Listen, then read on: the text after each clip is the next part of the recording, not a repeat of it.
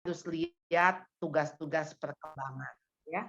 Jadi tugas-tugas perkembangan anak itu yang kita lihat derajatnya, ya. Sejauh mana nih anak kita dikatakan punya dampak yang serius atau memang oh ini masih dalam batas yang wajar, ya. Nah, apa sih tanda-tanda orang tua yang insecure ya? Ya memang mereka tuh wah sangat controlling ya, mungkin bisa manipulatif, ya akhirnya mereka tuh jadi pasif agresif. Aduh, orang tua yang ketemu selalu tuh kesalahan anak kamu tuh ya. Aduh, saya kebayang sih memang ya, karena saya pikir-pikir saya juga begitu ya. Kayaknya anak mau pergi sekolah dulu. Kayaknya apa nih yang bakal ketinggalan nih ya? Jadi panik ya. Tuh, "Ayo ini udah belum? Ini udah belum?" Terus-menerus mengingatkan kepada anak, nggak punya boundaries. Jadi kita pikir tuh urusan anak, urusan kita. Jadi kita akan melihat orang tua insecure tuh orang tua yang panikan, yang parnoan ya. Pokoknya yang depannya P gitu ya. Lalu orang tua yang secara emosional overreactive ya. Aduh ini drama banget ya. Jadi ibaratnya begini loh, kalau anak ya misalnya kepotong pisau ya, berdarah gitu ya. Sebetulnya kan ya kita lihat ya sejauh mana itu kan maksudnya kegores pisau kan ya pasti ada darah, tinggal kita ambil ini, kita bisa tenang. Tapi kalau orang tua yang insecure, wah drama banget tuh. Dia bisa cerita ke tetangganya, "Gila ya anak gue ya, itu kepotongnya, aduh darahnya kemana-mana ya. Aduh sampai nggak berhenti-berhenti loh darahnya loh. Aduh, waktu itu gue takut banget ini gimana kalau putus nih tangan." Waduh, drama ya. Jadi dia sendiri secara emosional sebetulnya nggak siap gitu. Padahal yang namanya anak bisa celaka, anak bisa kejeduk, bisa apa segala macam itu di dalam dunia yang tidak aman, ya pastilah kita insecure. Ya, mmm, anak misalnya pulang harusnya jam 2 gitu sampai rumah, ini sampai jam 4 belum pulang ya, ya wajar. Tetapi kan kita nggak teleponin polisi, teleponin temennya semua, ya, gimana nih anaknya? Enggak lah, coba kita berpikir, kita mesti hubungin sekolah gitu kan, ya. Nah, orang tua yang seperti ini saudara, saya kan pernah mengalami ya, orang tua yang ditelepon oleh penipu pastinya ya. Nah, penipu ini kan teleponnya begini, "Bu, anak ibu ada di rumah sakit." Lalu ada suara tangisan gitu. "Ibu segera transfer karena, ini mau dioperasi," gitu ya.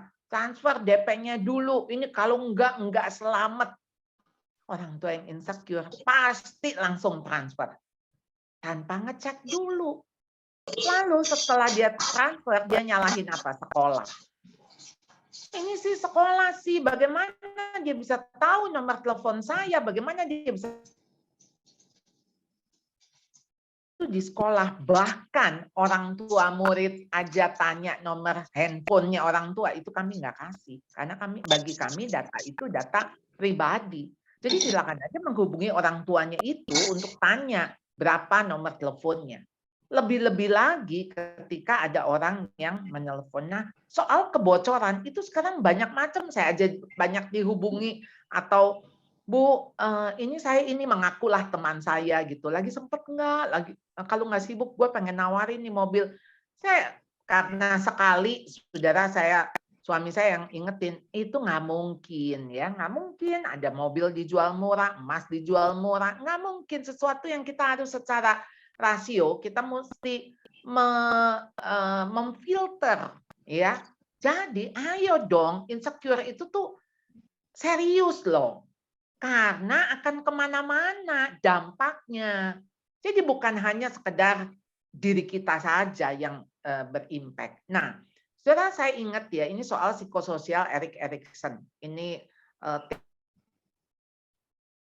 karena teorinya dia itu masih dipakai hingga saat ini, ya. Dan kalau kita melihat ya sekarang usia 0 sampai 2 tahun. Usia 0 sampai 2 tahun yang dibangun. Kenapa ini menjadi basic banget? Karena, ketika trust and mistrust itu enggak dibangun, maka yang ada di dalam usia berikutnya itu ada pengaruh, ya. Jadi kita melihat tahapan perkembangan ini dari satu stage ke stage lain itu dipengaruhi sampai kita dewasa, ya. Jadi saya sendiri melihat bagaimana hidup saya, ya, yang di usia 0 sampai 2 tahun ini saya mengalami mistrust. Waktu itu saya punya kakak yang usianya di atas saya 3 tahun, di atas saya 4 tahun, di atas saya 5 tahun. Jadi ketika saya punya kakak yang usianya masih balita juga waktu saya lahir, kebayang ibu lahir ada kondisi-kondisi di dalam keluarga saya yang membuat keluarga ini menjadi dysfunctional, ya. Jadi di masa di mana ayah saya selingkuh, ayah saya bangkrut. Nah, ini memberikan pengaruh di dalam tumbuh kembang saya sebagai anak. Ya, entah gimana, yang saya ingat waktu saya kecil, saya itu akan merengek, ya. Ya, lama sekali, ya mungkin berjam-jam begitu.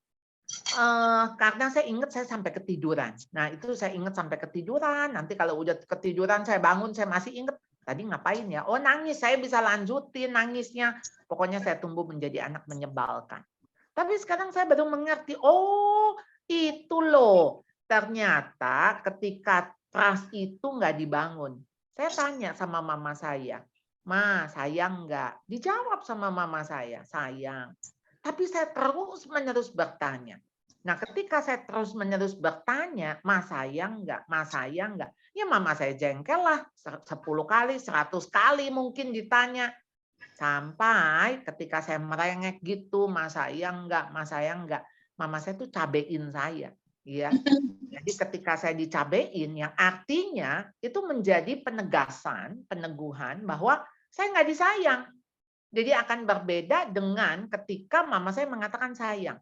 Nah, jadi waktu mistrust yang tumbuh, maka di usia 2 sampai 4 adanya shame and doubt.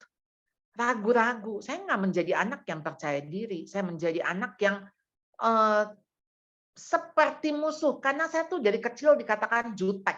Jadi judes, jutek, itu tuh saya nempel banget ya.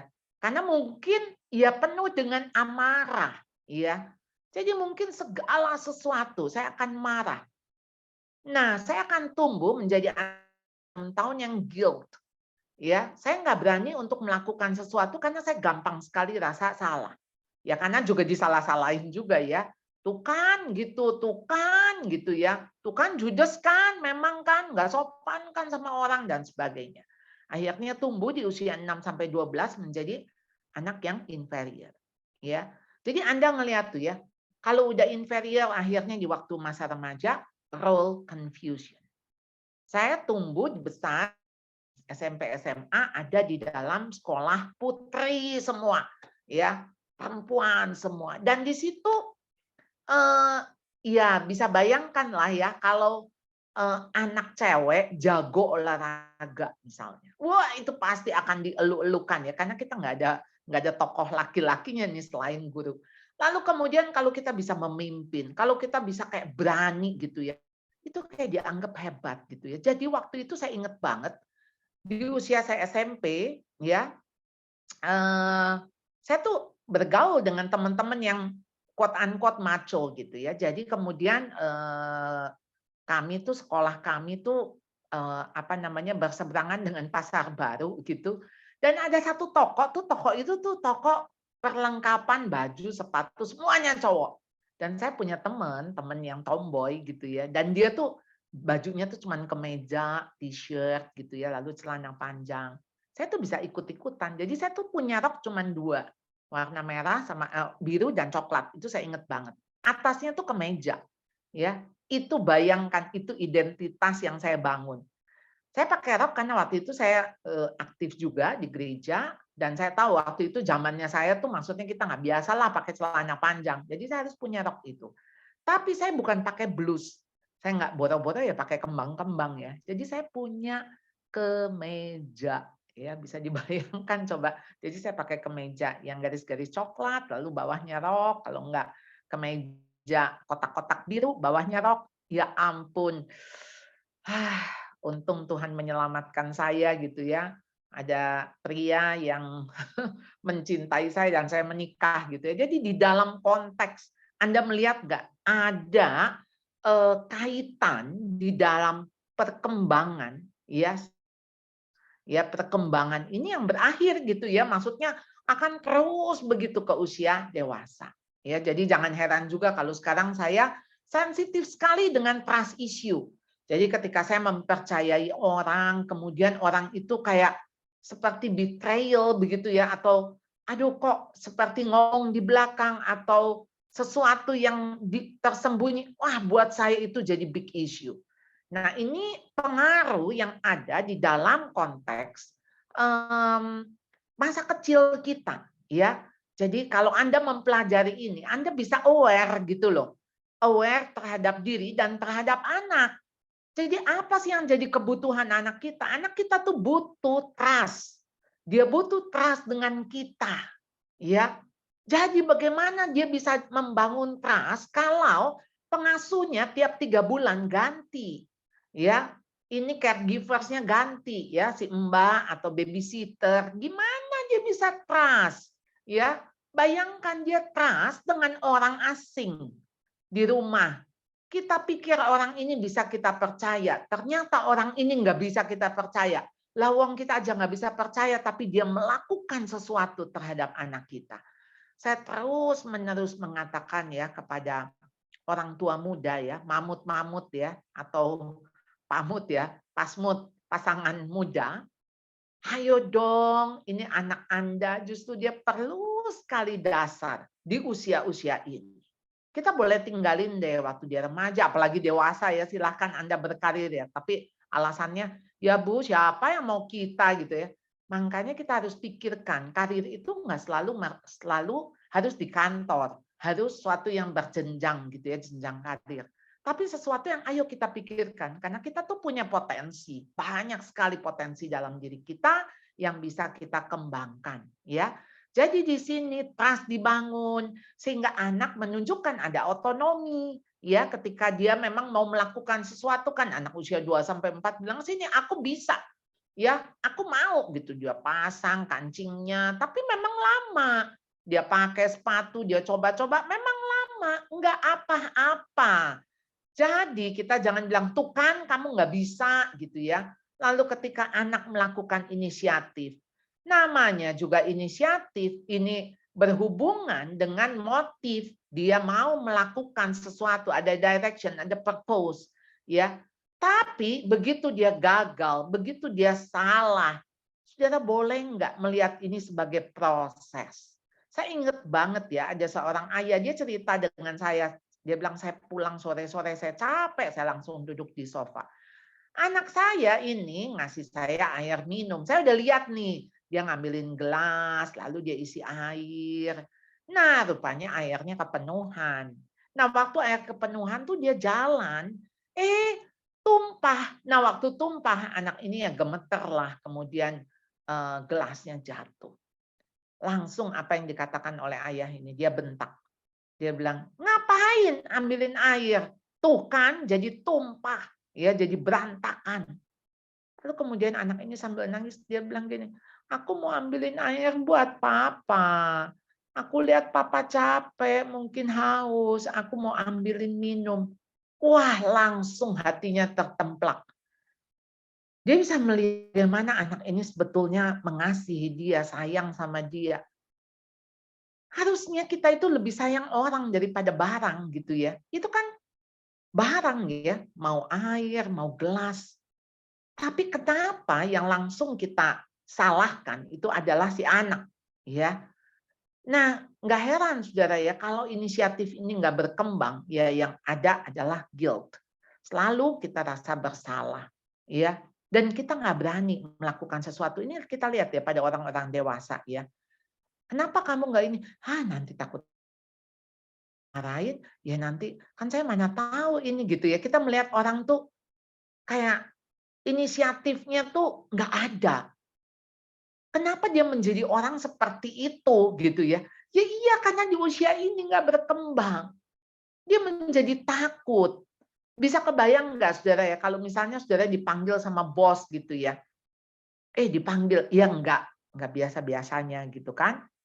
Apa nih yang langsung terpikir? Pasti kita bilang, "Gua salah apa ya? Saya salah apa?" Nah itu, guilt itu tuh prohibitif ya di dalam hati nurani kita. Karena apa? Rasa bersalah itu lebih besar daripada apapun. Makanya kita langsung pikir saya salah apa. Kita nggak kepikir, oh bos mau ngapain ya. Maksudnya ya memang kan kita nggak tahu kan. Tapi jangan langsung ke swingnya langsung rasa bersalah itu. Nah, di dalam usia 6-12, kalau inisiatif kita berkembang, maka ada industri. Maka akan ada kompetensi, si anak itu akan mengembangkan dirinya. Dan itu meneguhkan identitasnya. Jadi waktu dia remaja, dia mengatakan, aku bisa. Dan percaya diri itu tumbuh karena dia tahu dia memiliki kompetensi, memiliki kemampuan yang bisa dikembangkan. Ya, nah, saudara, jadi soal insecure parents ini ya kan kita dapat dari orang tua kita ya, semua sama orang tua yang insecure ya. Kita lihatlah mana aja sih orang tua sempurna di dunia yang nggak ada. Karena orang tua kita juga dibesarkan oleh nenek kakek kita. Apalagi kalau di abad 20, kita tahu kakek nenek kita hidup di dalam masa penjajahan, ya. Pasti ketakutan yang dibangun, ada penindas. Kakek nenek kita aja berada di dalam konteks masa-masa sulit. Lalu dia membesarkan ibu kita, ayah kita. Pasti dengan cara apa? Juga dengan insecure. Jadi model insecure kan, iya makan, ayo mesti makan nasi sampai habis. Karena ya nasi diperoleh dengan susah payah gitu kan. Nggak boleh sampai 1 butir nasi pun. Nanti nasinya nangis gitu. Mana ada sih nasi nangis ya. Tetapi kan kita dibesarkan konteks yang orang tua yang insecure. Ingat nggak? Misalnya begini, jangan duduk di pintu. Jangan duduk di pintu. Kenapa? Berat jodoh. Padahal apa hubungannya ya sama duduk di pintu dengan jodoh? Pasti yang ada karena ya kita menghalangi orang lewat, gitu kan? Lalu kenapa nih kita ini nih jangan duduk di bantal, nanti bisulan. Aduh, kayaknya kita membuktikan kita duduk di atas sofa, sofa itu kan juga bantalan ya. Kayaknya enggak bisulan gitu. Lalu jangan pakai payung di rumah, nyumpahin orang tua mati, lalu kemudian apalagi tuh gunting kuku malam-malam. Pokoknya itu semua kita ditakut-takuti dengan mitos-mitos itu, ya. Dan sebetulnya orang tua hanya menakut-nakuti supaya kita taat. Nah, itu cara kita dibesarkan oleh orang tua yang insecure dan ya akhirnya kita semua juga mengalami yang namanya inner child ya. Jadi, Saudara, apa sih inner child itu? Sekumpulan peristiwa masa kecil, ada yang baik tentu ada yang buruk, tapi itu membentuk kepribadian. Sebagian besar hampir kita dibesarkan dengan orang tua yang insecure ya. Pasti jadinya adalah insecure child ya. Nah, ini dapat memengaruhi seseorang menjadi pribadi yang pemarah, nggak punya empati, cenderung melakukan kekerasan di dalam kehidupan dewasa orang lain. Tapi terhadap diri ya, jadi menyakiti, melukai, perilaku yang merugikan diri ya. Karena kan emosi kita meledak-ledak tuh. Ketika ada satu aja sesuatu yang kayak mengganggu kita langsung reaktif, kita langsung apa namanya, melakukan hal-hal yang mungkin kita akan sesali gitu. Aduh kenapa ya saya kok begitu ya? Aduh saya malu banget tuh tadi saya marah sama tukang parkir, saya marah sama pelayan di restoran, saya marah dengan itu dan itu menunjukkan ya perilaku pasif agresif, perilaku kasar, marah, kecewa. Sebetulnya kita tuh udah punya kemarahan yang dipendam, kemarahan yang ada di dalam diri. Nah, waktu itu meledak ya dan tak terelak, kita itu bisa kaget-kaget ya sama diri sendiri ya. Kok gua tadi kayak gitu sih ya, sebetulnya apa sih yang terjadi? Kok sampai marah begitu ya kepada supir, kepada pembantu, kepada tukang gas, kepada tukang sayur, kepada orang-orang yang justru sebetulnya mereka nggak punya nyali sebetulnya nyakitin kita kan. Mereka kan nggak punya maksud, maksudnya menyakiti kita secara positioning aja mereka sebagai orang-orang yang iya namanya saya juga jualan, Ya kenapa ini ikannya kayak gini? Kenapa ini sayurnya kayak gini? Kenapa begini, gini, gini, gini? Iya, dia juga bingung sebetulnya sayur yang layu atau ikan yang nggak segar, dia juga bingung karena dia juga mungkin belinya juga seperti itu, ya. Di dalam kesederhanaan, tapi kita tuh bisa meledak, ya, bisa marah. Ini contoh ya. Jadi memang banyak peristiwa dari masa kecil kita ya, orang tua yang abusive ya. Lalu pertengkaran orang tua yang terus-menerus, saya ingat ya kayaknya hari di mana saya waktu kecil, hari-hari saya, ya isinya pertengkaran ayah dan ibu saya gitu ya. Lalu belum perundungan ya, baik di sekolah, di rumah ya, ditindas ya, ditekan gitu ya oleh kakak ya, oleh saudara kandung ya. Dulu kakak saya tuh galak-galak gitu ya. Jadi saya seringkali juga dimarahi gitu ya. Jadi bisa bayangkan perilaku saya negatif itu dibalas dengan kemarahan, dengan tindakan yang kamu tuh nggak boleh marah gitu loh. Tapi dengan cara dimarahin. Mestinya waktu saya marah, waktu saya rasa nggak aman, saya tuh butuh pelukan, saya butuh hiburan ya, saya bisa mengalami satu ketenangan gitu ya. Tapi justru ketika saya tidak tenang dibalas dengan ketidaktenangan lagi yang lebih besar untuk menekan. Belum lagi perceraian. Perceraian itu pasti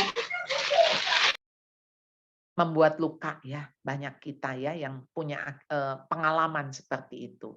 Nah, jadi ada 10 tanda kamu memiliki inner child ya. Ini tanda-tanda yang nggak usah punya 10-10-nya, tapi mungkin bisa tolong di-mute, Bu Hanli. Ya, terima kasih. Jadi nggak usah kita punya 10-10-nya, tapi kalau kita punya 1 atau 2 ya artinya kita punya luka-luka itu. Misalnya sulit mengatakan tidak, karena kita menghindari konflik ya dengan segala cara. Yang ada ya kita withdraw ya, atau kita apa namanya ya, pokoknya saya nggak usah ketemu lah gitu ya, kita repress emosi-emosi yang misalnya kita sendiri nggak nyaman, kita nggak berani ngomong gitu ya, lalu cenderung menimbun barang dan kesulitan melepaskan. Coba kita punya nggak? Ya, rasanya tuh untuk kita keluarin barang-barang kita ini kayaknya akhir tahun mesti ada deh barang-barang yang harus kita keluarkan dan sebelum ada barang baru masuk ya, dan jangan sampai tahunan. Kalau barang ada 5 tahun kita nggak sentuh, itu artinya kita nggak pakai. Ya kecuali pajangan gitu kan. Pajangan kan dipajang ya. Mengalami kecemasan. Nah, ini apalagi kalau melakukan sesuatu yang baru. Atau saya people pleaser. Ya, saya takut pada orang, cenderung kayak saya menghindari karena takut salah, takut dilihat jelek. Saya takut ditinggalkan. Nah, ya jadi ketakutan, kecemasan. Aduh gimana ya kalau suami saya nanti meninggal, kalau istri saya ini, kalau anak saya kenapa-napa gimana? Ya ampun, itu belum terjadi aja sudah takut ya. Nggak percaya kepada semua orang, termasuk juga nggak percaya diri. Terus menerus mengkritik. Aduh saya kan begini ya, saya tuh begini gitu ya. Yang artinya yang dilihat cuma itunya saja gitu loh. Lalu saya seorang pecandu. Nah, saudara, ini hasil daripada semua inner child ya. Jadi ada yang mengatakan ini ya, if you never heal from what hurt you, kalau kita nggak pernah sembuh dari luka kita, maka tuh luka kita itu akan menodai, ya, menodai, darah kita akan menetes kepada orang-orang yang tidak melukai kita. Nah, jadi sasarannya ke siapa? Anak. Sasarannya tuh orang-orang di sekeliling kita, ya, yang sebetulnya nggak sedang melukai kita, gitu loh. Ya, jadi kayak tadi gitu kan, orang-orang kecil, orang-orang yang ada di sekeliling kita, mereka juga nggak punya maksud, mana mereka berani gitu melukai kita ya. Kan mereka bilang, siapa sih saya ini gitu ya. Tetapi justru darah saya menodai mereka, ya. Jadi tanda-tanda insecure parents ya, self-centered, karena semua tuh tergantung dia. Anak saya gini, penggarisnya tuh ada penggaris saya gitu. Maksudnya penggarisnya tuh di myself. Jadi soal misalnya anak sudah melakukan, tapi buat kita masih belum cukup. Buat kita, kamu tuh masih bisa usaha lagi gitu. Sering kan kalau misalnya anak nih ulangan ya, dia udah wajah berseri-seri gitu ya, udah kayaknya bakal dapat pujian. Lalu dia datang ke orang tuanya, Dan orang tuanya sambil mengernyitkan, dahinya, lalu kemudian, "Hah, 8? Cuma 8? Kamu tuh bisa tahu nggak lebih dari ini, ya. Kamu tuh kalau mau belajar, kamu tuh mampu, nggak cuma 8." Aduh, langsung dia lemes. Dia pikir yang tadinya mamahnya akan bilang, "Wow, bagus banget. Pasti kamu belajar, kamu sungguh-sungguh." Apapun ya, kita afirmasi, kita kasih kasih peneguhan. Tapi yang kita lihat, demi demi gitu kan, orang tua kan bilang selalu, "Ya kan dia mampu, Bu," gitu. Boleh nggak sih, kalau anak melakukan sesuatu, jangan ditarik ke ujung. Lalu, ya Bapak Ibu pasti jawabannya gini kira-kira ya, "Bu, kalau dia bisa lebih, kenapa dia nggak maksimal?" Gini loh ya, ini soal maksimal, kayaknya kita seumur hidup kita akan dituntut untuk maksimal. Tapi boleh nggak sih, kita ini diterima dulu. Diterima dulu mengenai nanti evaluasi, itu langkah berikutnya. Jadi respon pertama itu diterima aja, terima. Oh, kamu dapat 8. Kamu senang nggak? Senang. Ah, kamu senang, mama juga senang. Kan kita senang karena anak kita senang dong. Bukan karena kita senang karena dia dapat 10, kan bukan itu. Kan 10-nya bukan punya kita. Harus punya si anak. Jadi ketika si anak ini senang, ya sudah kita ikut senang gitu loh. Lalu kemudian, nah sama-sama kita evaluasi. Ayo lihat, apa nih yang kamu bikin? Coba kamu cerita deh ke mama. Ya, cerita. Ini mah, ini soalnya gampang, gampang, gampang. Tapi yang ini susah banget. Nah, ajak dia evaluasi. Susahnya di mana? Karena kamu belum belajar atau memang karena belum dipelajari atau apa nih gitu. Nah, jadi ketika kita coba ngajak anak ya, untuk dia mampu menilai dirinya. Kamu tuh 8 udah puas belum? Iya sih, karena aku tadinya nggak nyangka loh Ma dapat 8. Oh iya, berarti kan itu di luar ekspektasi dia kan? Ya kita harus bangga dong. Dia mencapai yang lebih daripada ekspektasinya. Lalu Bapak Ibu akan bilang gini, "Ah, anak saya Bu ekspektasinya 6 melulu."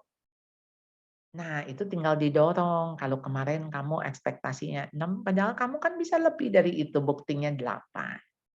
Ya, berarti nanti ekspektasinya bisa dinaikin ya, Nak. Kita tuh nggak usah ngelihat yang kayak diseselin gitu loh. Ini kamu kan dapat dapat 8 ya. Coba mana soal yang kamu ini? Coba lihat tuh soalnya, salahnya tuh di situ. Tuh kan, coba kamu jawab. Bisa kan? Bisa. Kenapa kamu nggak teliti? Coba kalau kamu teliti. Kalau kamu teliti, ini kan kamu nggak salah, kamu bisa dapat 9, kamu bisa dapat 10. Ini kan gara-gara kamu nggak teliti.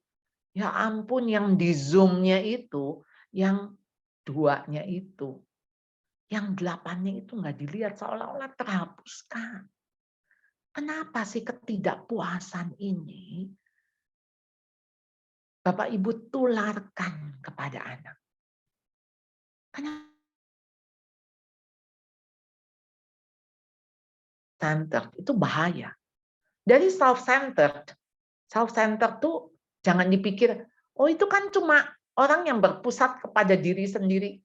Ya iya, tapi akibatnya itu loh. Orang yang self-centered akan mudah sekali judging ke orang. Orang yang self-centered ukurannya kan dirinya.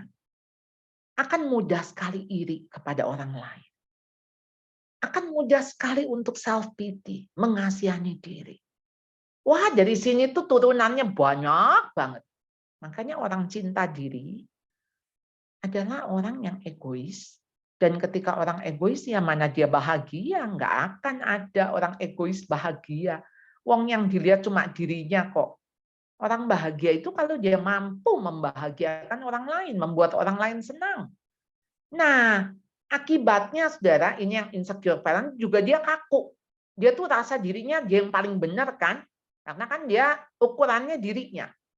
Jadi dia nggak bisa tuh terima masukan orang lain, terima ketika orang lain coba mengoreksi mungkin ya, yang ada apa? Defensif banget. Dia akan defense karena dia pikir orang lain tuh menyerang dia. Orang lain tuh punya hidden agenda. Nah, kalau orang seperti ini, bagaimana dia teachable? Bagaimana dia bisa belajar dari orang lain? Jadi ketika dia tuh cuman pakai kacamata kuda gitu. Pakai kacamata kuda. Nah, ini rigid banget ya. Nah, gimana ya dia bisa ngelihat dari the other side, sisi yang lain. Ya, dari perspektif orang lain. Jadi akhirnya dia sensitif dan reaktif banget. Ya, dia nggak mampu tuh meregulasi emosinya. Jadi ya, kita tuh belajar EQ ya. Jadi EQ itu kan termasuk salah satunya bisa meregulasi emosi. Dia aware, dia punya awareness, dia bisa regulasi, dia bisa tahan, dia tahu di sini jangan ngamuk-ngamuk, ini tempat pesta, ini tempat umum. Dia bisa tahu, aduh tukang parkir, dia cuma ngomong, ya mungkin teriak. Satu hari dia bilang, anak saya ngomong begini sama saya, Mami tahu nggak ya, karena dulu tuh Mami suka teriak-teriak, ya aku tuh sensitif loh sama suara kenceng. Bayangin anak saya tuh umur 30 tahun, waktu dia merefleksi dirinya dan dia ngomong seperti itu, aduh saya tuh kalau bisa saya rewind hidup saya apa? Kalau kaset ya, saya bisa mundur ulang ya, saya bisa mundur ulang. Dia bilang, "Mam, contohnya gini aja deh. Misalnya aku bayar parkir gitu ya. Bayar parkir. Dia tuh cuma ngomong gini misalnya, 5.000 gitu. Atau misalnya nggak bisa pakai flash. Aku tuh kayak ke-trigger banget dia bilang. Kayak aku lagi dimarahin, Mam. Padahal mungkin dia berteriak, takut aku nggak dengar.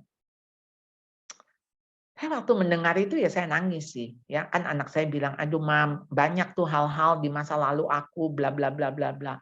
Jadi saya juga ngelihat saya ini orang yang menghasilkan anak yang produk yang seperti itu gitu ya. Jadi gampang kesel karena hal-hal kecil ya, itu mengganggu banget. Saudara menjadi sensitif dan reaktif.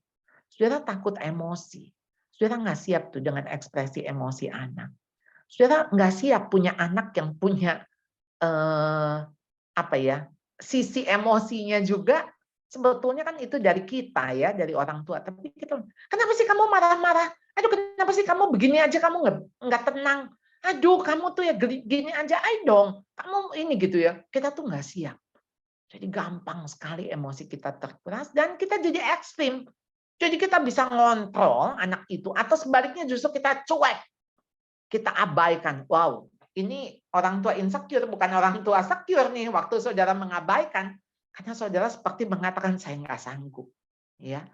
Jadi ini pasti berkaitan dengan soal attachment. Ya, secure attachment tuh ketika kita merasa nyaman atau anak merasa nyaman ya mengeksplor situasi yang baru dengan kehadiran orang tua. Jadi pasti anak ini eh, ketika dia secure, tentu ketika orang tua pergi, ya dia rasa cemas. Ini jangan sampai anak tuh, oh mau pergi nggak apa-apa. Ini dalam konteks secure attachment ya. Jadi ketika ketidakhadiran orang tua ya pasti akan membuat dia merasa ini kemana nih orang tua. Makanya Anda sebetulnya ya, kalau Anda ini soal anak masih kecil ya, kita pergi ke mall gitu ya. Justru ketika anak itu secure, anak itu ketika dia nggak bisa lihat mamanya ya dia akan cari gitu kan, nggak akan tenang-tenang ya. Dan excited ketika mamanya datang gitu, mamanya pulang gitu ya, papanya pulang gitu kan. Oleh karena itu, saya selalu mengingatkan orang tua, waktu anak masih kecil, itu mbok ya jangan dibohongin. Misalnya begini, mau pergi kantor, kan biasanya anak bilang, mama jangan pergi, mama jangan pergi, mama mau cari duit, mau cari uang buat beli susu. Nah itu rhymes-nya tuh sama tuh dari dulu sampai sekarang. Mau pergi beli susu gitu, atau mau beli mainan, beli apa, iming-iming. Supaya anak mengizinkan Anda pergi gitu ya dari ya maksudnya pergi dari rumah gitu untuk meninggalkan anak. untuk menebus rasa bersalah itu kan. Nah, jadi Anda bohongin, enggak, mama enggak pergi kok. Tapi begitu dia masuk kamar mandi, kita pergi diam-diam. Wah, itu menyakitkan anak sekali. Tolong please latih anak sekalipun Anda mesti pergi ke kantor dan sebagainya, nggak apa-apa. Anak nangis, tapi dia melihat Anda kerja janji mau pulang, ya pulanglah, misalnya siang pulang.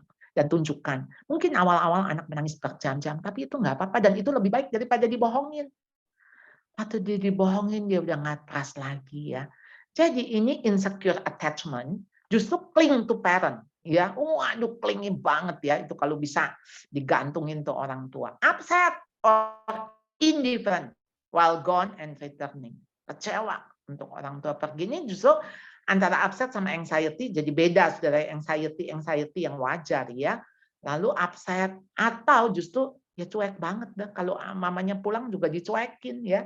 Ini ada insecure attachment. Jadi anak yang secure dengan orang tuanya itu dia akan mudah bersosialisasi, dia lebih mudah berteman, dia bisa menghadapi dinamika sosial, dia juga menjadi percaya diri, ya, dia mampu menghadapi kegagalan, it's okay, dan dia juga excited, dia curious, dia mandiri juga, dia mampu menyelesaikan tugas-tugas yang diberikan gurunya, tugas-tugas di mana dia di rumah dia mesti taruh ini piring atau dia beresin mainan gitu ya. Dan dia juga tenang, dia nggak mudah gelisah panik. Ya, dan dia juga nggak menghindari tantangan atau sesuatu yang baru, dia mau belajar, ya. Dan dia penuh perhatian, dia terlibat dalam interaksi sosial, mampu memberi respon yang tepat. Jadi saudara, kalau anak secure ya, itu modalnya besar sekali. Ya, jadi udah punya modal dan kita tinggal memberi bekal untuk dia bisa mental, saudara ya, untuk dia bisa melejit ya. Nah, ini di dalam apa ya, e-flyer yang Anda terima, ya, ini apa bedanya dengan orang tua yang permisif? Saudara, orang tua permisif justru menurut saya adalah orang tua yang insecure ya. Dia memanjakan anak, dia harapan terhadap anak kecil ya lembek banget gitu ya, dan ya rules-nya juga terbatas ya, nggak apa-apa, yang penting anak happy, yang penting anak seneng gitu ya. Nah, orang tua yang permisif sebetulnya usually very loving and nurturing ya. Tapi loving yang seperti apa ya? Karena ketika loving yang benar itu justru mesti disiplin ya. Jadi loving yang benar mestinya ada rules, ada batasan, ada hal-hal yang memang harus dilakukan oleh orang tua ini ya. Nah, jadi saya mau pakai akronim SAFE ya, SAFE daripada secure ya, secure. SAFE S-nya stop trying to please them ya. Kita bukan untuk menyenangkan anak ya. Yang penting anak happy. No, no. Kita mendidik anak sebetulnya bukan not just happy ya. Tapi bagi saya anak itu happy itu lain sama joy. Ya, ini anak itu harus mengalami joy, not happy. Joy. Apa? Ketika dia bisa ya di tengah-tengah apapun, karena sukacita itu di dalam hati ya. Makanya happy itu kan sesuatu yang kayak di luar diri. Saya jadi ingat tuh satu film Joker ya. Bayangin ya, seorang Joker. Dia itu bisa menghibur, dia jadi apa? Clown ya, jadi badut ya, menghibur orang, tapi sementara wah, hidupnya itu di dalam dirinya itu ya luar biasa ya, sampai dia jadi pembunuh dan sebagainya. Nah, stop blame yourself. Ini kalau kita guilt ya, kita akan blaming. Blaming anak, blaming gurunya, blame situasi, semua di blame. Guilt and blame itu seperti satu koin dengan dua sisi, ya. Dan stop, kita nggak accept aja, ya. Tentu ketika merubah itu artinya kita tahu mana yang benar. Jadi artinya bukan, aduh kita mau nih anak kita ini yang tadinya kinestetik, aduh kita mau nih anak tenang. ya terima dong punya anak apapun ya. Terima juga keterbatasan kita. Lalu jangan coba ya mengubah mereka dan take care yourself. Ya, kita nih diri kita ini kita punya keterbatasan. Ayo, kita jangan lupa kita ini punya punya apa ya? Punya pilihan untuk kita bisa accept atau enggak. Lalu aware dan mindful, ya. Fokus aja kepada yang sekarang. Kalau enggak kita anxiety kita tuh wow, bisa jadi over anxiety ya. Jadi bisa overthinking ya. Dan fokus kepada relationship antara kita dan anak ya. Buat apa sih demi prestasinya relasi itu jadi rusak. Relasi itu lebih mahal loh daripada prestasi. Masa kita ngamuk-ngamuk, marah-marah cuman soal hasil pelajaran, cuman ketidakmampuan dia, kemudian relasi kita menjadi rusak. Membangun relasi itu marahnya 5 menit, tapi bangun relasi mungkin 5 bulan, 5 tahun, ya. Dan fokus kita kepada karakter. Karakter itu lebih penting, lebih ajak, lebih long term, ya. Kita justru harus mengkhawatirkan anak pintar tapi egois. Buat apa? Nggak berguna dia kalau dia egois. Lebih baik dia biasa-biasa aja. Atau dia mengalami keterbatasan, tapi dia punya hati yang murah hati, dia punya ketulusan, dia punya kejujuran, dan itu jauh bisa lebih dipercaya sama orang. Dan encouragement. Ya, save tadi stop, lalu accept, lalu F-nya fokus, lalu I-nya encouragement. Positive perspektif. Jadi kita punya ya, bisa tolong di-mute? Ya. Positif perspektif. Jadi perspektif kita tinggal pilih ya, kita mau negatif atau positif. Mau curiga, mau khawatir, itu pilihan. Iya. Kenapa kita nggak positif? Lalu kemudian, oh kalau gitu mah kita nanti gampang ditipu loh, gampang percaya. No. Makanya karakter itu harus punya kemampuan juga discernment. Kita bisa membedakan, ya, tapi nggak usah dicuriga-curigain. Kalau yang nggak jelas-jelas ngapain juga. Lalu affirmation, ya, kita memberikan peneguhan. Jadi hati-hati dengan pujian, ya. Pujian tuh lebih kepada sesuatu yang mungkin dia nggak perlu lakukan, tapi yang kita, waduh, rambut kamu tuh bagus loh, nak, ikel, mata kamu indah. Nggak usah dipuji ya, karena ya kita nggak puji pun ya memang kondisinya begitu. Tapi pujian yang sifatnya afirmasi, itu adalah peneguhan. Nak, kamu sudah membantu mama, kamu sudah berusaha keras, kamu sudah menghibur temanmu, kamu sudah ngalah. Semua itu adalah perilaku yang kelihatan. Ya. Oleh karena itu, daripada kita menjanjikan reward, hadiah, karena kita udah nggak pakai lagi reward and punishment, tetapi pakailah award, peneguhan, pelukan, pujian, ya, itu menjadi award, ya. Nah, jadi bicara lagi kembali lagi soal insecure parents ya. You cannot ask your daughter to be strong and you be sementara kita lemah gitu ya. Kita jangan minta anak sehat sementara kita sendiri nggak sehat. Kita tuh minta anak confidence tapi sementara kita insecure. Sebetulnya kita jadi diri aja, terbuka, vulnerable di hadapan anak. Enggak apa-apa, it's okay kok. Artinya kita itu menjadi manusia biasa, manusia normal, wajar. Tapi yang penting rest.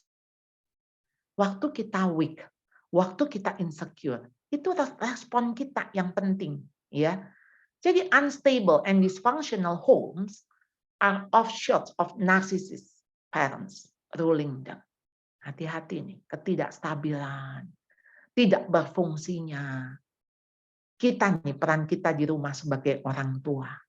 Itu sebetulnya dia bilang itu cabang-cabangnya dari narsisis. Ya. Makanya tadi kenapa self-centered itu kan menjadi isu tuh di dalam insecure tadi. Ya. Itu yang akan menguasai anak-anak kita. Bad parents see no wrong in the way they treat their children. Saya tuh baru diskusi kemarin sama mantu saya. Gimana ya? Ya dia ceritalah case-case begitu ya. Orang tua tuh kadang-kadang nggak sadar. Ya, saya bilang orang tua bukan nggak sadar ya. Dia sadar, dia tahu, tetapi ya semacam neglect gitu ya, atau semacam saya nggak mau mengakui kalau saya ini salah, saya ini lemah, saya ini insecure. Nah itu sebetulnya parah tuh ketika nggak aware dan nggak mau tahu dan nggak mau peduli dengan hal yang ya kita akui saja gitu ya. Nah orang tua yang tidak mau mengakui itu akhirnya jadi denial. Padahal dia tahu, maksudnya itu yang dia lakukan gitu. Ya, jadi saya terus-menerus ya mendorong untuk orang tua, ayo dong. Ketika sekarang begini, Anda tahu nih, anak nih nggak boleh kan sambil nonton waktu makan. Kenapa Anda kasih gadget? Ya Anda bilang, aduh Bu, kalau nggak dikasih gadget makannya nggak habis Bu. Nanti kemana-mana, biarin deh. Saya tahu itu nggak sehat, saya tahu itu nggak baik. Tapi ya gimana lagi? Nah itu loh, bagi saya justru itu sebetulnya semacam menimbun rasa bersalah. Yang satu hari kalian itu akan meledak dan akhirnya ya konsep denial ya menyalahkan orang lain akhirnya kan. Nah, jadi sekarang insecure parents create an unhealthy family situation based on betrayal, rejection, cheating, drama, and selfishness. An insecure father or mother can have a very bad influence on the childhood of their kids. Yang kita lihat maksudnya bad influence itu pengaruhnya itu bukan cuma sekarang, tapi terus-menerus. Ya, terima kasih dan kita akan masuk ke tanya jawab ya, diskusi. Ya, terima kasih Bu Charlotte. Wah, kami mengenai perkembangan sosial emosi Erikson, di mana foundation dari semuanya itu secure attachment ya, Bu Charlotte ya. Di mana insecure parents itu it's really hard ya to create secure attachment pada anaknya. Padahal itu fondasi untuk perkembangan anaknya kalau mau ajak tadi bahasanya Bu Charlotte ya. Kalau mau ajak. Baik, ini sudah ada pertanyaan yang direct message nih ke saya bacakan ya. Sebentar.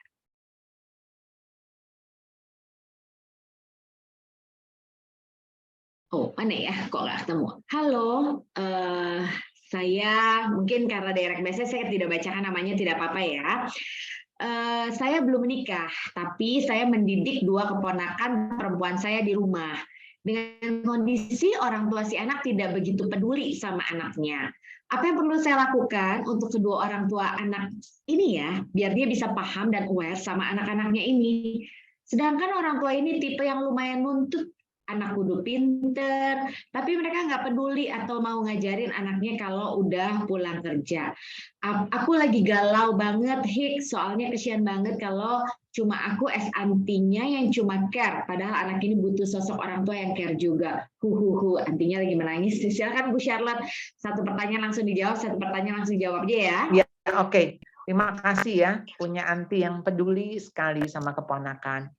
Jadi memang kita nggak bisa apa-apa, kecuali kita punya akses ya untuk mendidik si keponakan ini. Kalau misalnya kita bersuara, artinya kita masih bisa ngomong, kita tadi saya dengerin ini bagus enggak gitu ya. Ya, tapi kadang-kadang sih pasti dipandang sebelah mata. Kamu aja nggak punya anak, coba punya anak, rasain deh kayak apa gitu ya. Nah, memang siap-siap gitu dapat jawaban seperti itu. Ya, tapi toh paling tidak kita mencoba ya. Kita kirim, kita dengar apa begitu untuk si orang tua bisa belajar. Karena saya pikir ini sebetulnya harus dilakukan oleh orang, bondingnya kan beda.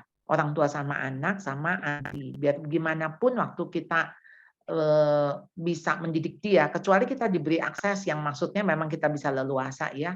Tapi kan sebetulnya si orang tua harus berfungsi. Jadi, ketidakberfungsian orang tua itu juga menyakiti hati anak dan itu bisa berdampak ya. Next. Baik, terima kasih Bu Charlotte. Ini ada yang raise hand. Silakan Ibu Liana Ingrid untuk di-unmute.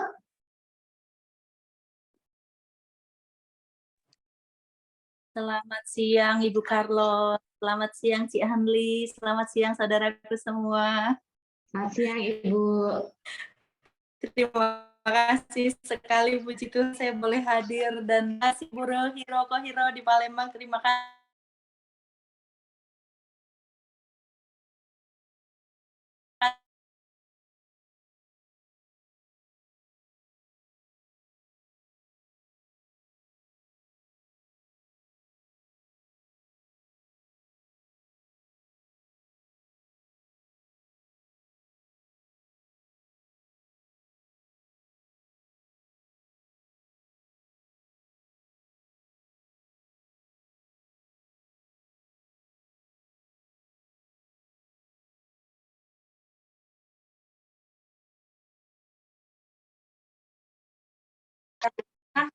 Untuk menjadikan anak-anak kita lebih meyakini bahwa apa yang kita berikan adalah memang yang terbaik.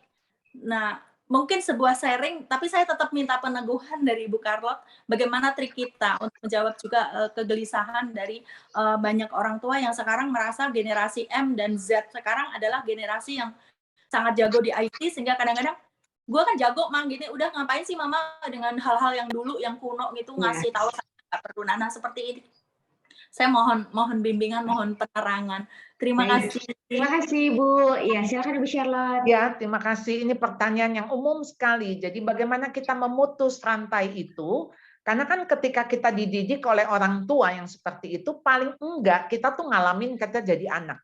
Dan waktu kita jadi anak, kita terluka dengan pola asuh itu. Nah, luka itu yang tanpa kita sadari, kita attach banget dengan caranya. Ya, karena si luka ini kan diakibatkan cara si orang tua itu melakukan kan. Ya, jadi misalnya nih contoh, kita terluka punya orang tua yang marah-marah, orang tua yang mukul misalnya ya, memukul. Kita dibesarkan dengan pukulan. Nah, kan kita terluka.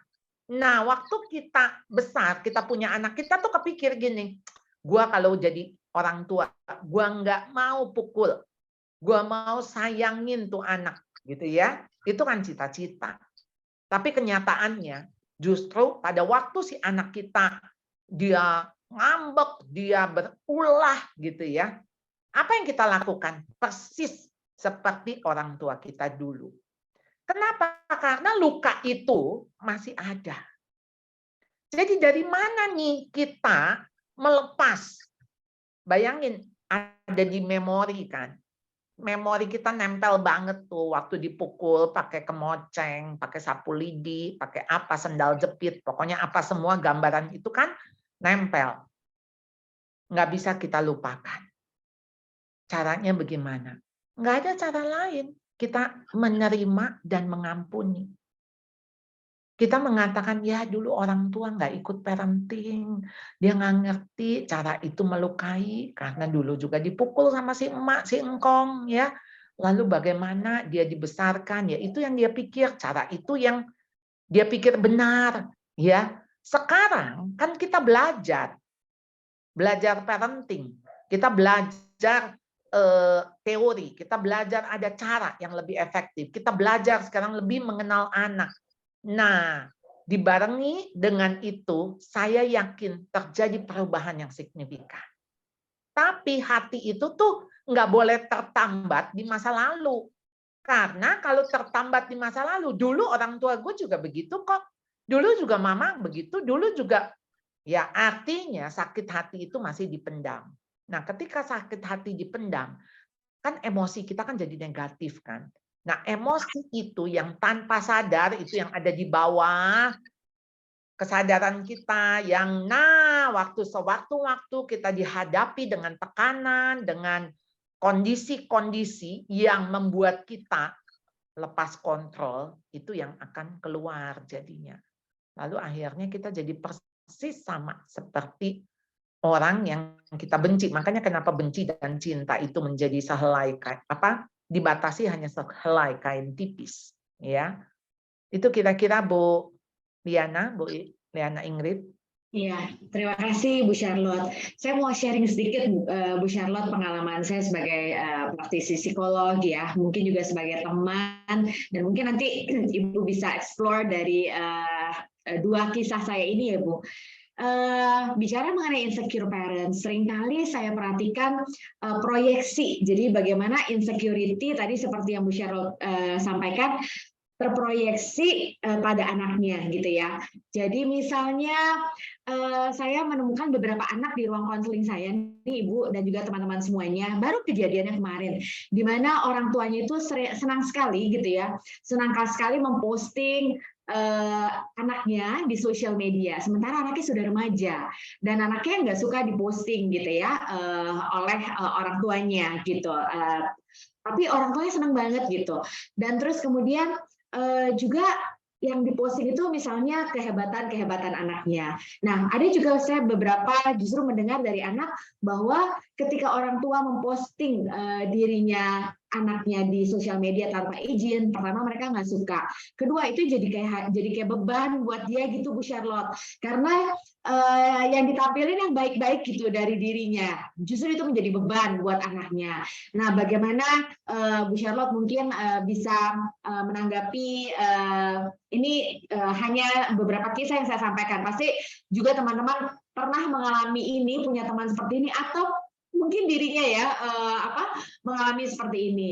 Terus kemudian yang kedua yang juga sering terjadi ya Ibu Charlotte, memang salah satu yang saya perhatikan di ruang konseling, salah satu penyebab stres bahkan depresi terbesar pada anak-anak itu adalah harapan orang tua, yang saya suka mengatakan pada orang tua, harapan orang tua yang bukan lagi menjadi sebuah harapan, tapi sudah menjadi sebuah tuntutan yang bahkan over capacity anak, over expectation, bahkan menjadi sebuah tuntutan yang irasional.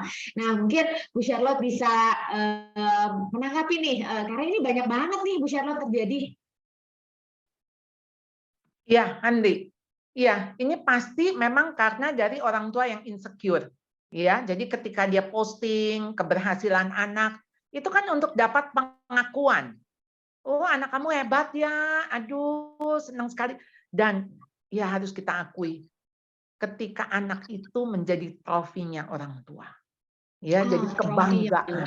Iya, kebanggaan. Makanya ketika anak jelek perilakunya, atau dia nggak berhasil, atau dia maksudnya gagal lah intinya. Kenapa orang tua jadi marah? Karena itu menyakiti dia, karena mempermalukan dia. Kita ini menjadi orang tua yang jaga muka banget, ya. Apa? Kalau jamu ya jaim. Jamu jaga muka. Jaga muka. Ya, intinya tuh begini, kita itu kayak nggak boleh malu gitu. Padahal anak kita gagal itu kan prosesnya dia. Dan dia berhak kok untuk gagal. Maksudnya berhak tuh intinya gini loh, kan kehidupan ya. Bagaimana anak diizinkan dong salah, gagal, nggak apa-apa. Ini perjalanan dia, ini journey-nya dia. Bagaimana anak nggak boleh gagal? Gimana anak nggak boleh salah? Lalu ketika dia salah, kita yang ngebelain lagi. Ya, ini orang tua yang, ya kan dia nggak ini. Karena dia jamu lagi ya, Bu. Orang tua. Karena jamu lagi ya, jamu juga. Jadi kesalahan si anak dianggap, maksudnya si orang apa namanya, orang lain nih yang menyebabkan anak saya jadi begini. Nggak usah cari kambing hitam, ya. Nggak usah, karena memang butuh pengakuan. Nah, sehingga bahaya sekali ketika yang sekarang ini kan disebutnya sharenting, ya. Jadi ketika sharenting, jadi share parenting. Jadi kayak misalnya anak umur 1 tahun, wah udah bisa jalan, wah dia udah bisa ini, udah bisa itu. Tapi kan kita lihat yang ditampilkan di medsos itu kan yang bagus-bagusnya. Waktu tuh anak ngamuk kan nggak diupload. Waktu anak itu merengek nggak diupload. Jadi si anak tuh juga sebetulnya punya hak ya untuk, maksudnya nggak usah lah Mam, bagian hidupku itu, malah ketika nanti aku jelek orang tuh akan bilang, oh nggak sangka ya, sepinter itu kok ya bisa ya melakukan ini gitu misalnya. Jadi nggak dilihat yang real gitu loh. Hidup kita ini kan real. Ya memang ada positif, ada negatif, ada lebih, ada kurangnya memang begitu. Kita kalau di rata-rata ya sama kok. Nah, yang kedua case-nya, ketika orang tua menuntut gitu. Karena kita merasa kita punya hak itu menuntut, ya. Kita ini harus ingat, ya, kita ini sedang berjalan bersama dengan anak. Satu hari kita akan berpisah dengan anak itu. Karena anak itu punya kehidupannya sendiri. Anak itu akan dewasa, akan pergi dari hidup kita atau kita yang pergi dari hidup dia. Kan mungkin kita meninggal, kita nggak selamanya. Oleh karena itu di dalam perjalanan ini saudara, kita tuh jalan beriringan, menuntun bukan menuntut, menggenggam bukan mencengkram, ya.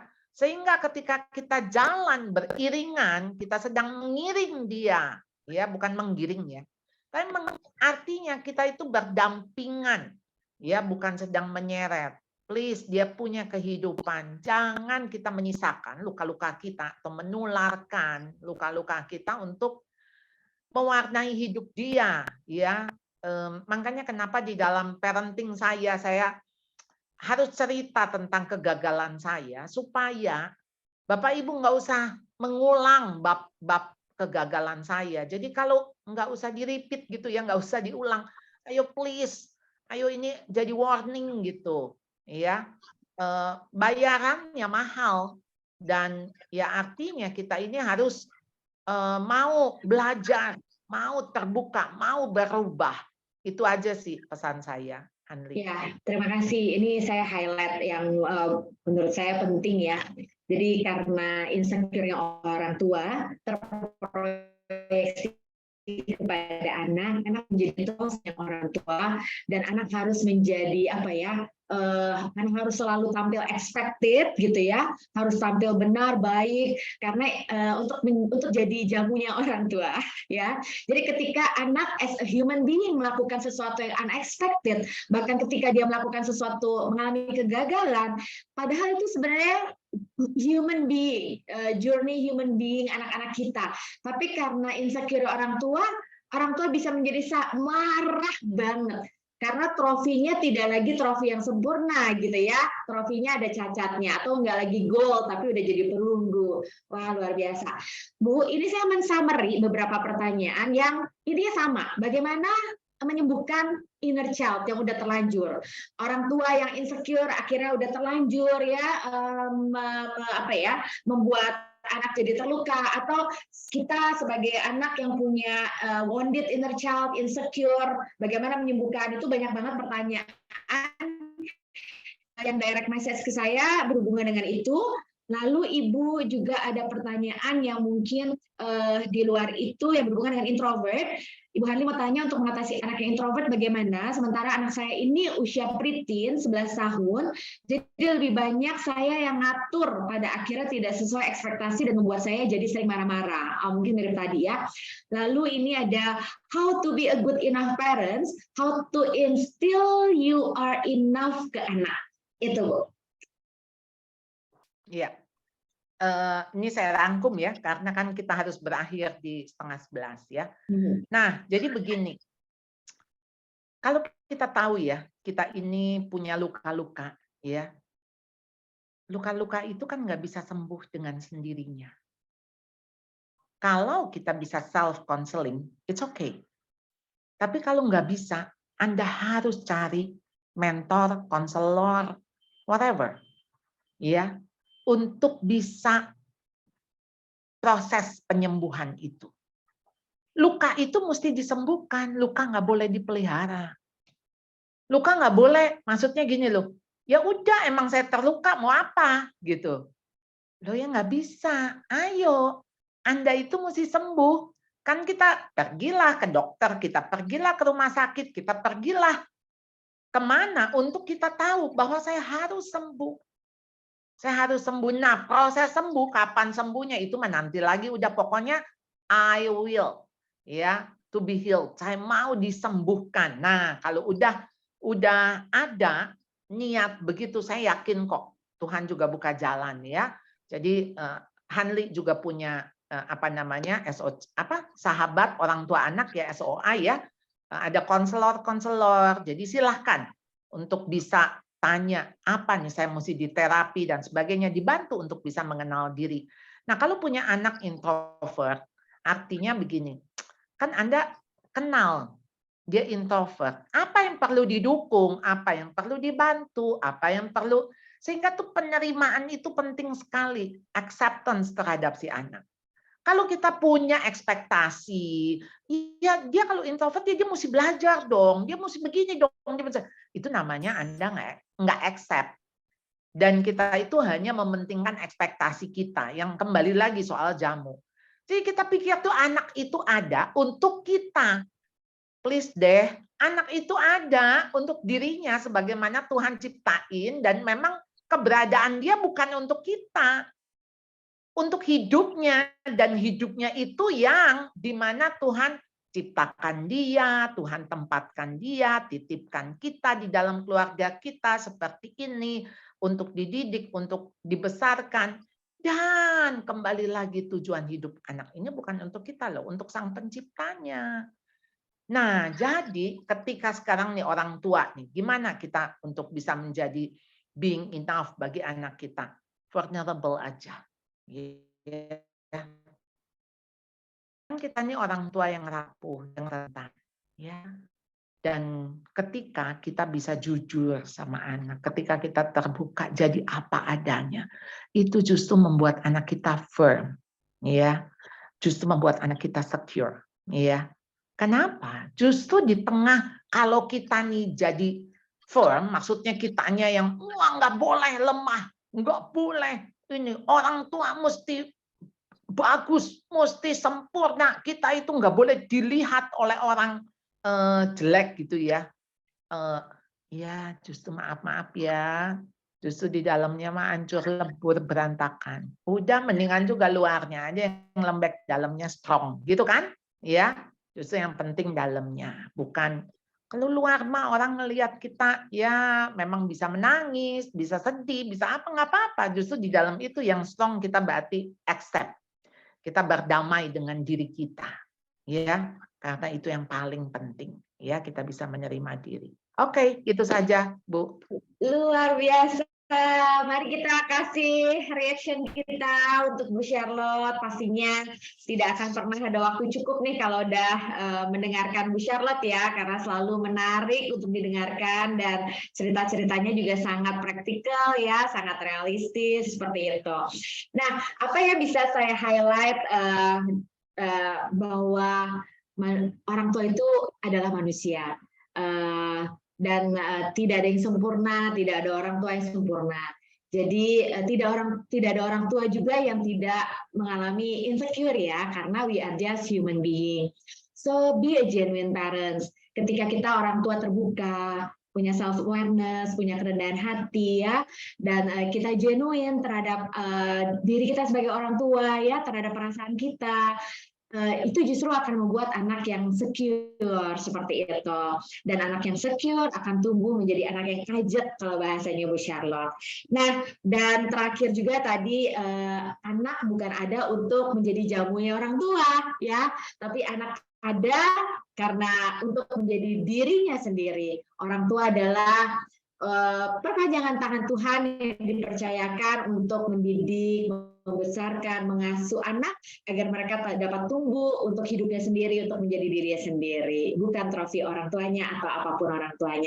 Terima kasih Bu Charlotte. Mungkin mau menyampaikan 1-2 kata terakhir Bu Charlotte? Iya, jangan takut untuk terlihat insecure. Yang penting kita sadar kalau kita itu insecure. Jadi dari situ respon kita lah yang penting, bukan kondisi kita. Kondisi kita siapapun as a human, kita bisa lemah, bisa sakit, bisa takut, bisa khawatir, dan itulah manusia biasa. Ya, tetapi respon kita yang akan menentukan. Terima kasih Hanli, terima kasih Bapak Ibu. Terima kasih Bu Charlotte sudah menyempatkan waktu di tengah kesibukannya untuk sharing di School of Child. Silakan Siska diambil alih untuk acaranya. Oke, baik. Terima kasih sekali lagi saya sampaikan kepada Ibu Charlotte ya telah bersedia mengisi sesi jendela pendidikan pada hari ini dan juga pemaparan materi yang tentunya sangat insightful ya bagi kita semua. Nah, juga terima kasih kepada Ibu Hanli yang sudah memandu jalannya sesi hari ini dan juga meramaikan diskusi ya, Ibu Hanli. Oke, sebentar. Oke. Oh iya, sambil Siska mempersiapkan, ini ada yang bertanya, kalau mau sharing konsultasi dengan Bu Charlotte, gimana caranya, Bu? Dengan Bu Hanli aja. Iya. Saya pikir Bu Hanli lebih profesional ya, memang di bidangnya gitu ya. Jadi saya harap pasti Bu Hanli lebih bisa menolong ya. Terima kasih.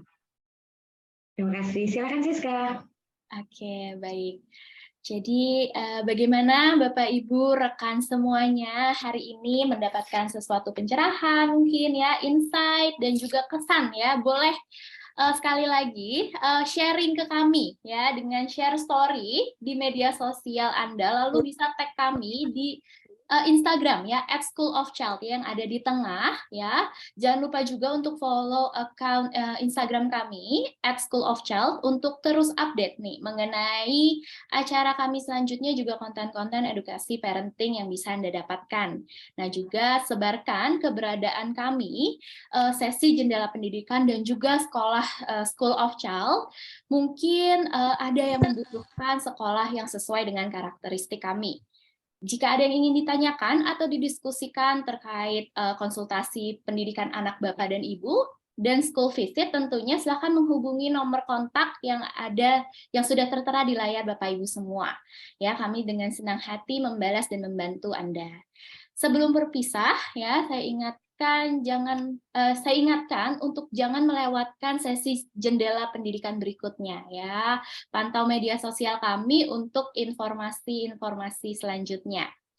Baik, tanpa berlama-lama saya akhiri sesi jendela pendidikan hari ini, tapi sebelumnya saya bisa minta kesediaan Bapak dan Ibu semua untuk open cam, kita berfoto bersama terlebih dahulu untuk mendokumentasikan ya momen pada siang hari ini.